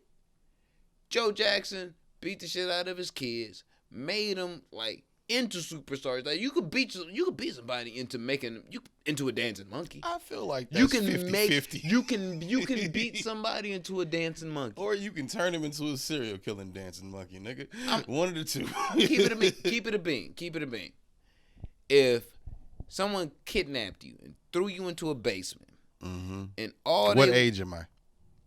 Nigga, you. So 28-year-old me gets kidnapped and thrown in the basement. What grown man is doing that without me dying? Okay, for the sake of conversation. I'm in the basement. 28. Someone kidnaps you, puts you in a basement, ties you up, starts beating you and torturing you, and you're like, why are you doing this? And they're like, yo, we're going to turn you into a fucking dancing monkey into our circus. So this is some Guantanamo shit. Yeah, like, you gotta actually motherfucking learn these rhythms and steps to go on tour, to learn this motherfucking shit. So I'm a part of BTS now? Nigga, whatever, nigga. You are a dancing monkey, or we're gonna shoot you in the fucking face. Nobody caught that. All right. Okay. So, you gonna motherfucking dance. You dancing or not? You gonna learn that fucking shit or not? If I don't, you're going to shoot me in the face. and the equivalent of the Jackson 5 would be the same of being tossed out of the house with nothing on your yard. You know what nothing I'm gonna do? Nothing on. You know what I'm gonna do? Hmm. I'm gonna grab the hammer. Shout out to my nigga at Detroit Urban Tactical, whatever. Oh the my fuck. God! I'ma just grab the hammer on the nigga. He pulled the trigger. Fuck it. You gonna get shot. I'ma just grab the hammer There on that. ain't no ass. hammer on the bitch. Ain't no hammer. The slide. You know what I'm talking about. It's still gonna go. Show you how much I know about guns. The shell gonna be inside the gun. You gonna be still shot in the face. There ain't gonna be no evidence. But I'm John Wick. You not. Why not? You Bishop 93rd. Have you seen how greasy that nigga's hair is? If he's John Wick, so am I. Aaron Rodgers thought he was John Wick, and then he No. got COVID like the next week. No, Aaron Rodgers thought he was Joe Rogan. It's different. And he thought he was John Wick. He went to John Wick for Halloween. I didn't even know that. That's what I'm saying. The following week fucking after sad. that Halloween party, he had COVID and he couldn't have missed the game. Like, come on, bruh. The grease don't help. The grease don't help. The grease don't help. Don't play yourself. Don't play yourself. Congratulations. All I'm saying is, if you can figure out as a father or a mother or whatever you people that are both genders together and want to be that, but raising a child, if you can figure out a way to incept greatness into your child's head, God damn it, do that. But don't beat the shit out of them like Joe Jackson. That shit's irresponsible. I don't think you could do that no more. White people call the police on you for that shit. And, yeah, don't buy your kids 9mm. And I was when you just said that last line, I was like, and that's the perfect segue into, and don't fucking raise your kids to, do things that they shouldn't do in schools. Yep. I would say before we get out TOS, of here, nigga. before we get out of here, most of the time we are very heavy in crucial on how much we make fun of the Florida man. Now, the Florida man does very much Florida-ristic things.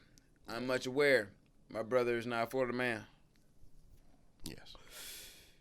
My nephews are not Florida nephews. If I'm not mistaken, I too, unfortunately, have Floridian relatives. So we're here with you. We feel your pain. Not, we'll get to them, but we're talking about Floridians specifically. Imagine how much worse the world would be if Mr. 93rd lived in Florida and became a Floridian man. Oh, my God. Remember that nigga that ate that nigga face on the side of the freeway? Oh, my God. I'd have been that. I do remember that. I'd have been that dude, but with money. That's so bad. That's going to be terrible for selling Tampa. While I'm selling tampons, nigga, you feel me? You selling tampons? Cause I gotta feed this mother. I need money for my flesh habit, nigga. Gotta eat this flesh, do this meth. So you selling tampons? Smoke these rocks, nigga. So you selling tampons? Shark pods. What? It's a whole idea I had. We'll talk about it later. No, we're not. Shark ponds, nigga. Tell me that's not gonna sell. They get in you and they eat up all the blood. Anyway. I'm about to say I'm done with you. I'm just gonna pass it to order it myself. Like I'm done with you. Like, Jesus Christ. What? I don't think Shark Pine was the exact name I came up with, but it had something to do with shark and blood, and it was very catchy, and girls would like it. It'd be very, testy, but they'd like it. Shut up. Anyway, so some very Floridian shit happened in Oxford, Michigan, just the other day. And very unfortunately. And it was a school shooting. A white student shot another white student, or shooting at other white students in white land in Oxford. It's nowhere near Detroit, by the way. No, there's a lot of niggas out there. I was surprised. There's niggas and Mexicans out there. Seen them on the news. So much so to the point that when I heard about the shooting, before we had more details, I didn't know if the shooter was Caucasian. Hate to say I was relieved when I found out he was, but I was. You or nigga?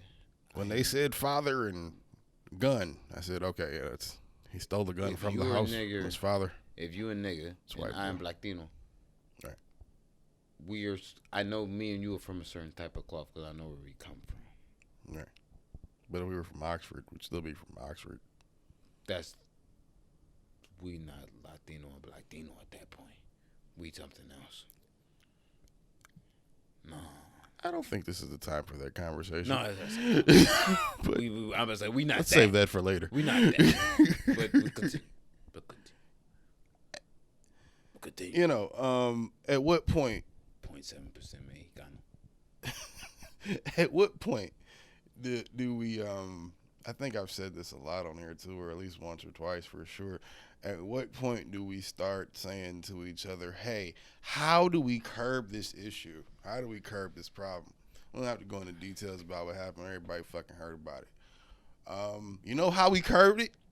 I think we're on to something. Come to find out, I don't care what context you read into with the text messages between the parent and the kid. That's your curb. Let's start charging the parents of the children that might be these possible offenders. I think that's a great start. You don't want to fuck with the NRA. You don't want to stop selling guns. You don't want to stop selling ammo. Okay, cool. Let's charge the parents then when they do the shit. It's one thing when a grown man just walks into a school. That's an anomaly. That's one thing. When a kid of the school that goes to the school is going there and the teacher has or hasn't done their due diligence, I feel like that's a start. Whether you buy them a gun for Christmas or not, I feel like charging the parents is a fucking start when that type of shit happens. Yeah. Just saying. I will say,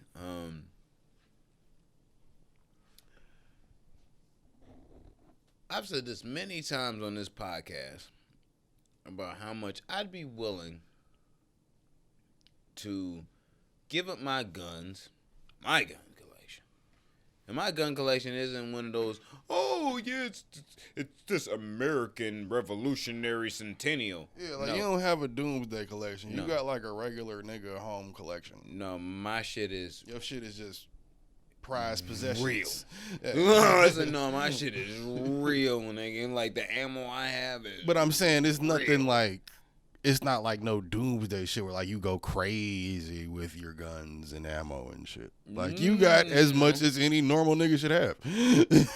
Maybe a little bit more. But yeah. I feel like my opinion may be a little more than maybe average, but I was okay. like, that amount of handgun ammo I have is ridiculous.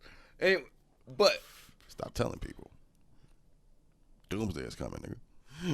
Trump gonna get back in office. Chill out. if we talking about getting rid of our handguns, I'm all for it. I've always been saying that I'm all for giving up the guns for the sake of humanity if humanity is down for it. Why specify handguns? No, I specify handguns because handguns eliminate the street usage.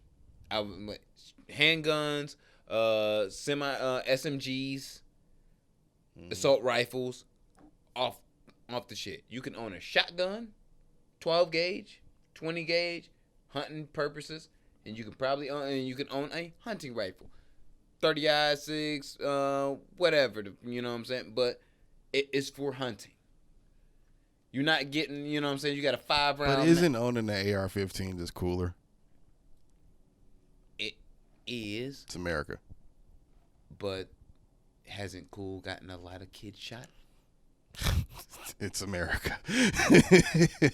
That's the sad truth. They Cool. gotta take the good with the bad. Like, no. Unfortunately.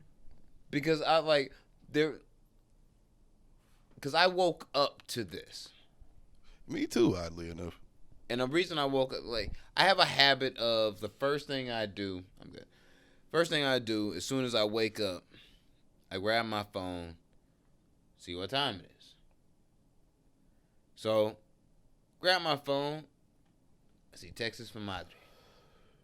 When I see text from Madre, and first thing in the morning, it's urgent.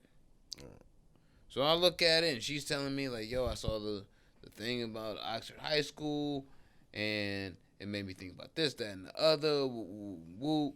You know, I love you and this, that, and the other. I'm glad you made it here through the time that you had. And I'm like, all right, yeah, I understand where she was coming from. Right. But I was like, yo, what happened with me was some street shit.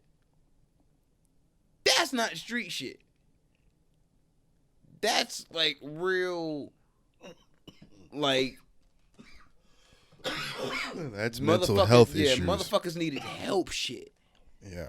And they not getting it, or somebody's not paying attention to them. Oh no, somebody was paying attention. But the parents just somehow got blindsided, maybe. I don't fucking know. I don't know. But this went into what I was talking to my wife about later. It was like, we as a nation have gotten to a point to where it's like certain groups or certain peoples will say like, oh, it's the handguns is the problem. It's the ARs is the problem. It's the SMGs is the problem. I'm just like, all right, nobody's going to give up their guns. How about we just regulate it to, you can have it for hunting and home protection. Shotgun for home protection, rifle for motherfucking hunting. That's it. You know what I mean? Like, where do you go? No more ARs, no more pistols. You know what I mean? Because like because I've said it on this podcast before, I don't think as a humanity in this civilization right now, we can't handle that responsibility. Because motherfuckers is wilding, and there's so many people that are irresponsible with the right to the fact that they have. And this is what the fuck pisses me off about. And this is, I'm sorry for you people that are listening to this podcast right now, that are supporters, that are like, yo, I love my Second Amendment right. This is for you people as well. If you are like upholding the Second Amendment right so fucking hard, but you don't realize the fact that this same shit is hurting people because you choose not to like acknowledge that the gun is the problem, people are always going to be a problem because we're here. We're going to make whatever the fuck we got access to. If we can make it an applicable problem, we will do that. It's human nature. We get the right to choose when people live and die at the very hip. I do right now. That's wild as fuck. So you'll understand what I think when I say, and I think a lot of other people listening will, you know, that whole genie, once the genie's out of the bottle concept, it can't be put back in. I think that's kind of the situation we're in. It's cool. Just like it's cute to think, what was that I said that she was like, oh yeah, that's a cool idea. What planet do you think you're on? I think that's the same thing there. Yeah, let's all just get rid of all our fun guns and just keep the ones we need for hunting and home protect. But when you say that, that's the most American ass fucking statement that you may say on this podcast. And I'm not saying that as you being a Republican. It's the truth. But that's I know what you mean. That's an American truth. It's the fucking truth. But when I look at when people say like, who's gonna do that, and I'm like, well, Australia just did it. They're different than us. The UK, not the same UK roots. been doing it. Not the same thing. But here's my whole shit. Is this? All right, look. I've had mad beefs in my life over all types of shit. Mad shit to where it's personal, not personal. Shit that was just based on principle. Whatever. Mad beefs. I either handled them with my fists, handled them with my words. A lot of fists. Every now and again, a couple words. A couple guns. But you said words. I was trying to help you out. It was the point of making, you know, like I'm trying to say something with what I'm doing. All right. And I've had my beefs. I think it makes beefs, what is a beef, a lot more deeper of what you got to think into. If the only way to handle it, if you really want to kill somebody, is to stab them. That's some personal shit, yo. Like, in the UK, they have stabbings for real. Every time I see that shit like trending on Twitter, I'm just like, damn, nigga. Like, but every time I see it, I'm like, that's real. Like, you really wanted to fucking fuck that nigga up. Like, you wanted to stab that nigga. You don't stab nobody on accident multiple times, nigga. You do that shit once on maybe accident. But if you doing it like multiple times, you wanted to do that. That's personal. Even if you're not stabbing them, if you over there. I've heard niggas still getting shot. But think about what you probably got to go through to get a gun over there. You either got to steal it from the police or some other crazy shit. Do you know what happens to you if you get caught with one of those? It's a wrap. It's a wrap. You might as well have got caught with fucking anthrax or some shit. It's a wrap. Or 10 keys in the trunk, nigga. It's a wrap. Ain't playing that shit over there. In a society where, like, the police, like, the regular patrol police don't got guns. Yeah. Like if you got only like certain units do. Those are like the niggas they call in to like really come kick your fucking door down and shit. Detectives and SWAT, they the only ones that handle like pistols and shit and like anything up above that. Yeah. Everyone like that's when you gotta call in some real motherfuckers. If you a nigga pulling niggas over, giving them traffic tickets, you ain't got no pistol. But that's also because there's a high chance that the person you're pulling over doesn't either. Yeah. Over here, that's not the fucking case. And it's too far. There are more guns than fucking people here. But that's why I'm saying, like, with Australia doing what they did only, like, 3 years ago? 2.5 years ago. Like 5, maybe. No, it wasn't that young. It was within the time that we was doing the podcast. Yo, yeah, no, you're right. Yeah, we talked about it. Right. Yeah. Within that point of time, we've witnessed an entire country be like, yo. This is too much. Let's stop doing this. We wilding. And this is a society in a country that led in a whole war against the emu population. Which, what the fuck did emus ever do? They was eating all the crops and shit. I know, but I mean, is it that fucking serious? Yeah, it was mad wild. Ship them somewhere else. Don't fucking kill them. But ship them to Korea. They couldn't trap them bitches like quick enough, and they couldn't kill them easy enough neither, because the emu was so agile that all the money they were spending on ammunition and shit wasn't killing enough emu to compensate for how much money they were spending on ammunition. How many fucking bullets does it take to take down an emu? Yeah, I think you're probably missing a lot of shots off these emu if they. What are you shooting at it with? Just snipe them. They're not going to hurt you from a distance. They were leading a war like on some army tactical shit like dog. White they're people emu. do. They're not fighting. Look, nigga, I'm telling you what history said. I'm just saying they led a whole motherfucking war against the emu population, and they had mad guns, and they clearly all right. To Mr. 93rd's point, I'm not saying it's you. I'm saying it's the idea. Wait. To Mr. 93rd's point, they didn't have great aim, so they was like, obviously. So they was like collectively as a nation, they was like, "Yo, we gonna get rid of these bitches because every time there's a shooting, there's a baby that gets killed. So we not gonna do how? How, Sway? Like we not doing this shit no more." Everybody give up your guns. And they was like, yeah, we should give up our guns. I hate you niggas. I hate you. And they gave up their guns. Fucking emu.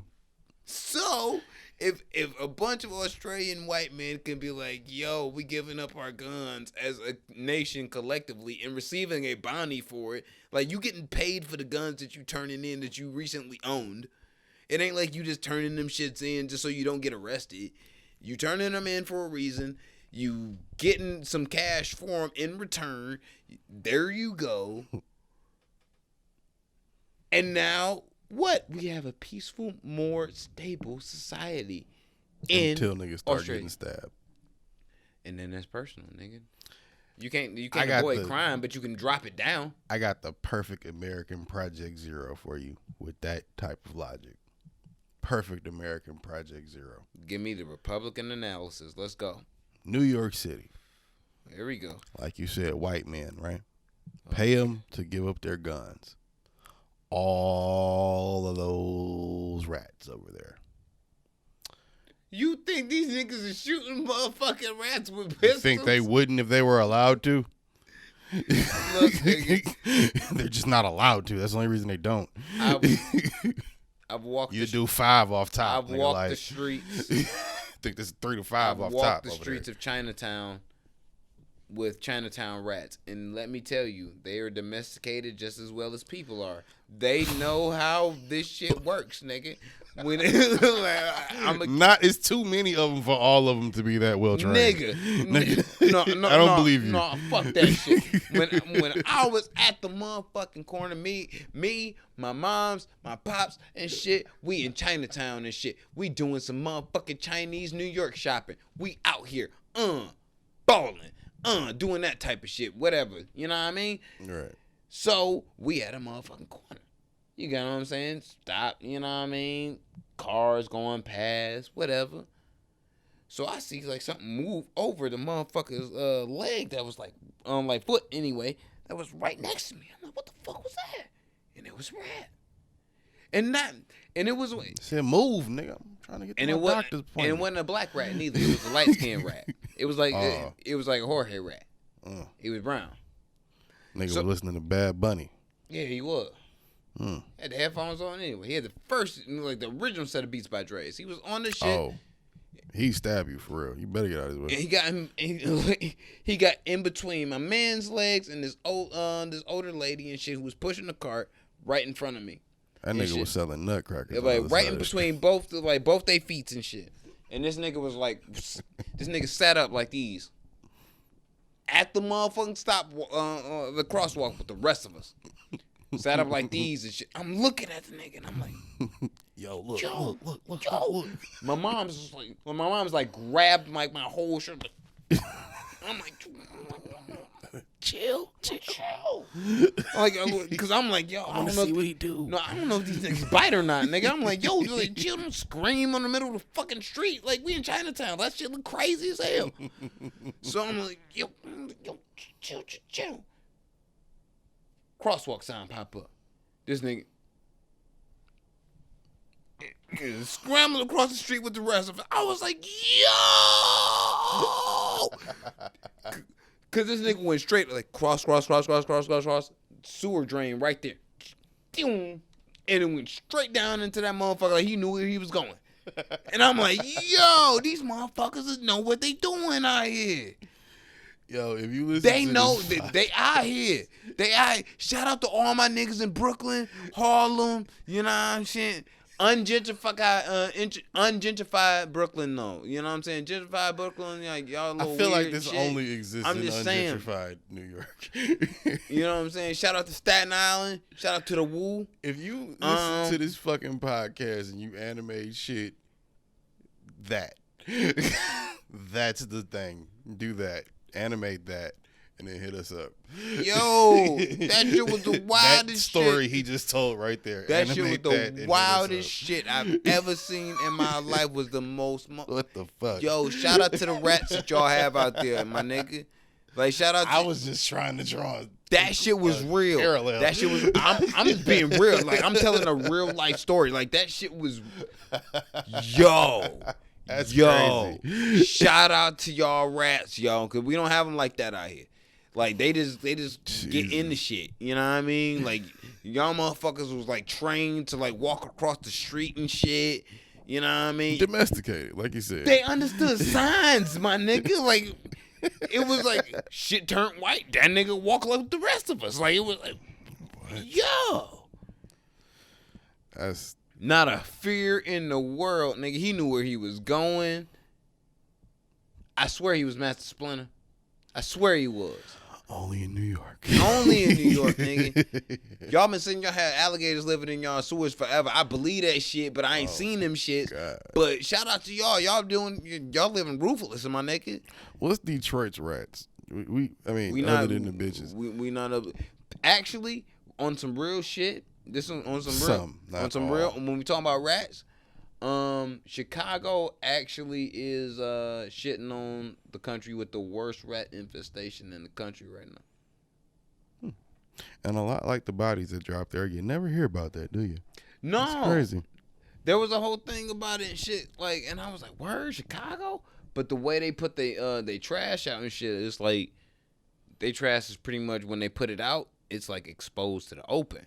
So like rats be coming out there and you know what I'm saying, be out like mad in the streets because trash should just be out there. So they be getting into it. So there you go. I've seen some of that shit on Vice where they just go and just ramble or scramble through the shit. But Yeah. I've never seen it in Chicago. And I saw a bunch of New York people was like, nah, nigga, we got the best rats. And That's a wild argument to try to win. But all right. and and you know what? In real Harlem fashion, shout out to y'all niggas, you know what I'm saying? Y'all North End, you know what I mean? For real. Gang. Niggas was like, yo, just give it about 2 weeks, nigga. We gonna be back up there. Like, we gonna be back up Nigga, there. like I seen this Like, before. We'll be right yeah, back. like niggas in New York don't like to spin lose. the block, nigga. We'll be Niggas all in right. New York don't like to lose, bro. We'll be back. Like, we're like, damn. This nigga gonna want his money, The too. real shit. Like, y'all niggas is dedicated, bro. Like, y'all is dedicated as shit. Jesus Christ. Man. That's rough. But that's another one for the books, you know what I mean? We had another good time. This is always every week and shit. Hashtag charge the parents. I'm all the way with that shit. Charge the motherfuckers, man. I think we should do that from here on out.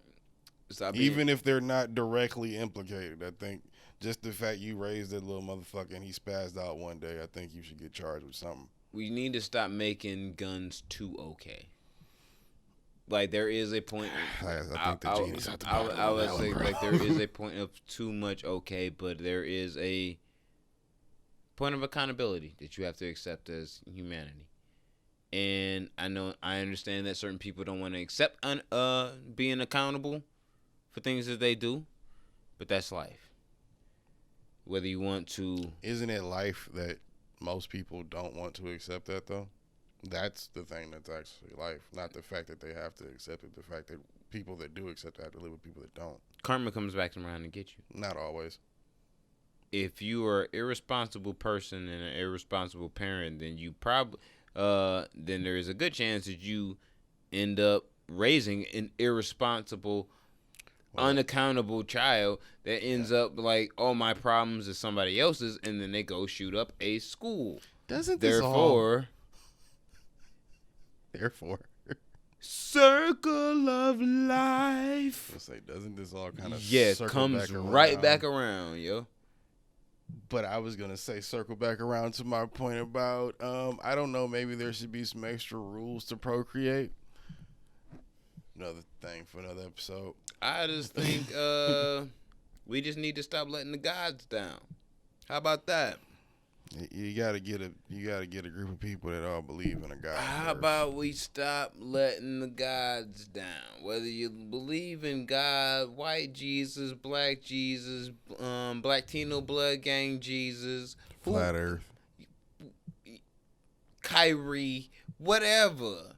You believe in Jorge's hairline, any of those things. If you really want to believe in those, that's fine for you. Just stop being a shitty ass person. Episode 184, Non-Millennial Millennials Podcast, House of Spades Media. We in and we out this bitch. We will be back next week. Jorge is always falling asleep. And yeah, we hope you are entertained. Like, share, subscribe. We love y'all. Shout out to all, 4 countries or like, oh yeah, like 9 countries. Shout out to our Wrapped this year. I'm assuming the camera died, but shout out to our Wrapped for Spotify. 4 countries, 5,100 minutes recorded this year. Like across 43 episodes, I think this would be 43 44 episodes. Yeah. Yeah. 44. So you know. Yeah. Like, shout out to everybody that's, liked this podcast, shared it, listens. We appreciate you, you know what I mean? You've been with us through the grind. We always will be with y'all, you know what I mean?